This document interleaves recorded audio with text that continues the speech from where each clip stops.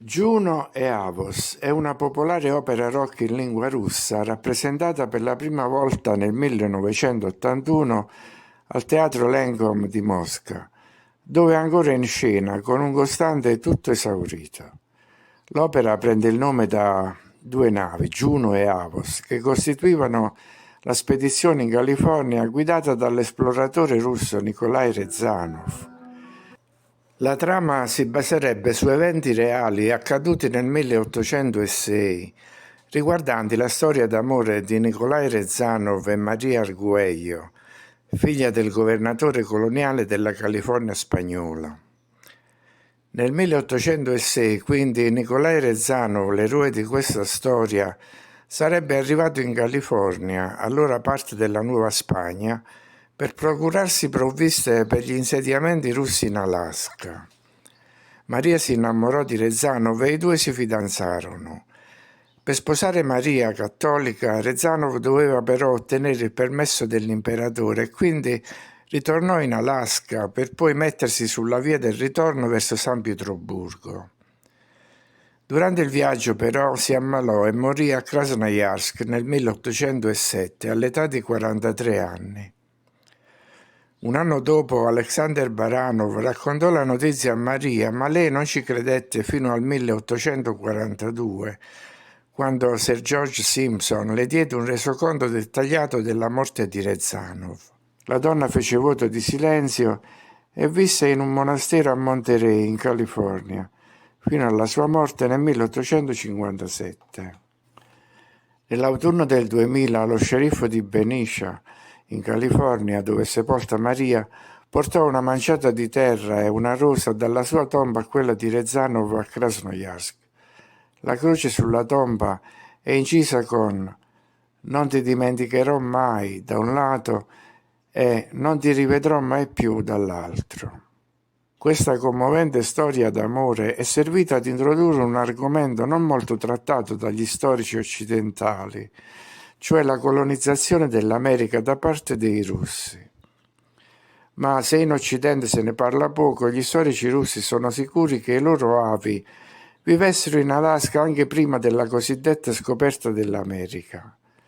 I possedimenti della Russia in America comprendevano la penisola dell'Alaska, le isole Aleutine, l'arcipelago hawaiano, l'arcipelago di Alexander e gli insediamenti russi sulla costa della California settentrionale.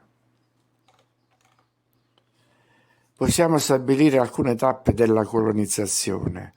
Il navigatore russo Gvozdev aveva raggiunto le coste dell'Alaska nel 1732, dimostrando che l'America faceva parte della zona di interessi della Russia. E nello stesso anno il cosacco Ivan Daurkin aveva costruito una fortezza sulle rive dello Yukon. Nel 1779 Ivan Kobeliev era sbarcato sulle isole Diomede, dove vivevano i russi con barbe folte e grandi, i quali parlavano la lingua russa, leggevano libri, veneravano le icone.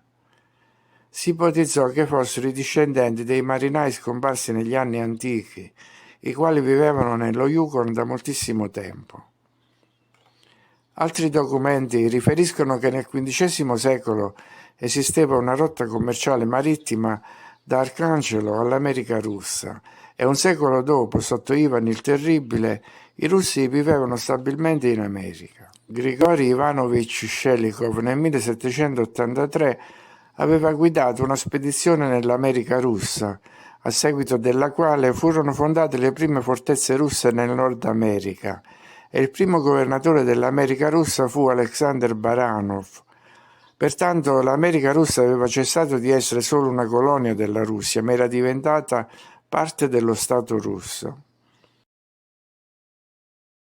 Con Baranov, a partire dal 1812, continuò l'insediamento dei russi in Alaska e lo sviluppo della costa della California settentrionale.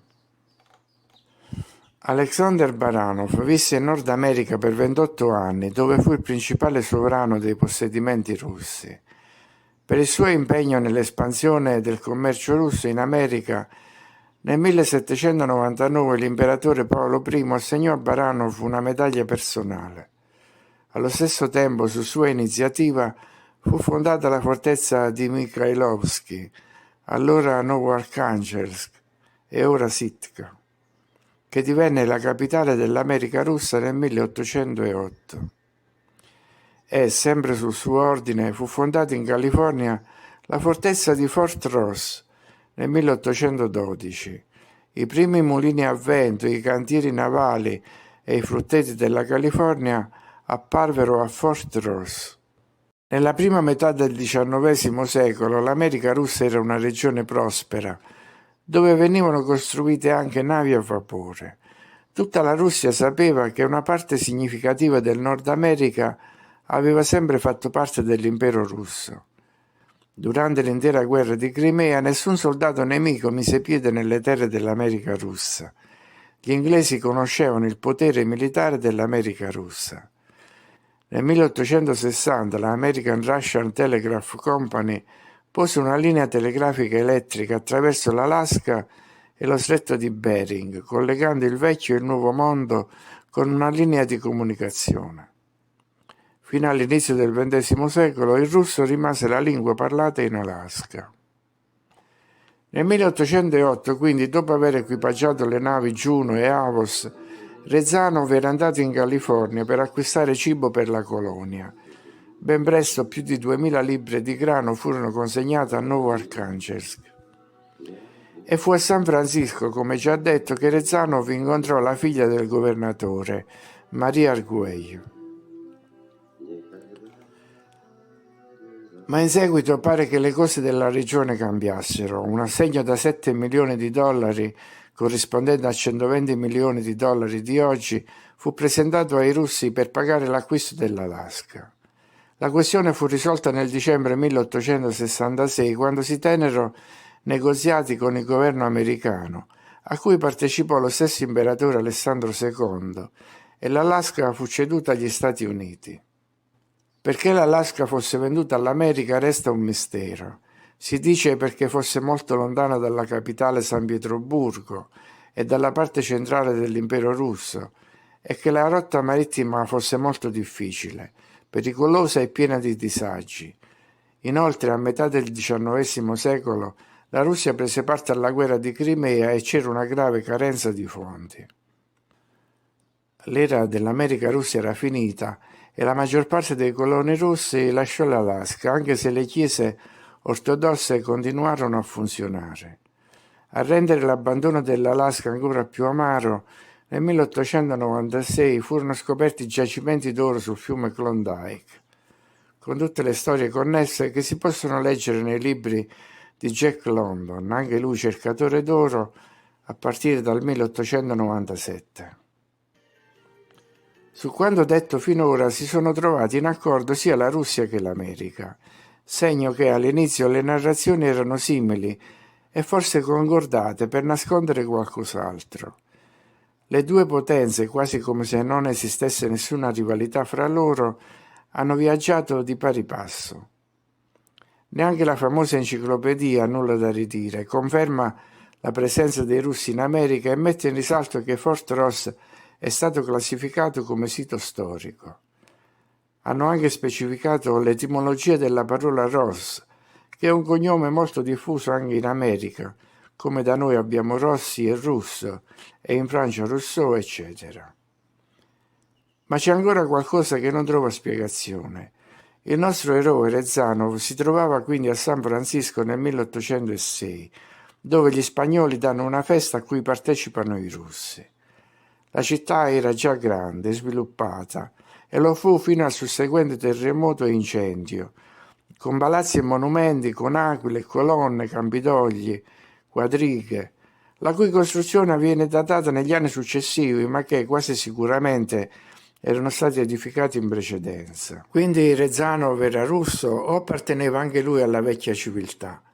Aveva davvero attraversato per 2 volte una Siberia selvaggia e desolata, o era passato fra le capitali della Tartaria, Tyumen, Tobolsk, Omsk, eccetera. Una Tartaria che ora si estendeva fino in America. Rezanov quindi non poteva non notare il municipio di San Francisco, che è uguale al Campidoglio di Sacramento, che a sua volta è uguale a San Pietro, che a sua volta è uguale alla cattedrale di Sant'Isacco.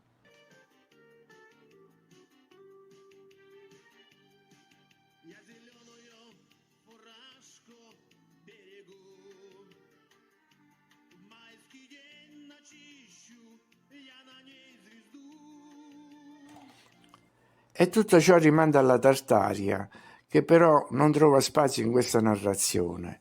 Sembra che la storia scorra su due piani paralleli. Rezanov muore a Krasnojarsk attraversando la Siberia, ma questa non era una landa desolata, e questa città era al centro dell'impero di Tartaria, come si può vedere nella carta del 1771 tratta dall'Enciclopedia Britannica, non ancora epurata. La Tartaria era il paese più grande del mondo ed era uno stato indipendente da Mosca. Ancora alla fine del Settecento era un paese vastissimo, come raffigurato nella Carta dell'Asia del 1754 e su altre 320 carte geografiche. Ma questo paese era però scomparso agli inizi dell'Ottocento, lasciando il posto all'impero russo. Sulle cause della scomparsa di Tartaria, come detto in altre occasioni, si discute e si discuterà ancora per molto. Le ipotesi sono quelle di un diluvio, oppure le lotte intestine degli eredi di Gengis Khan, fino all'ipotesi di una inversione climatica, oppure ancora una guerra con uso di armi nucleari, con il primo colpo sferrato proprio in Siberia, forse con l'aiuto di interventi esterni al nostro habitat, come addirittura sostiene qualcuno, e come i laghi circolari della Siberia sembrerebbero suggerire.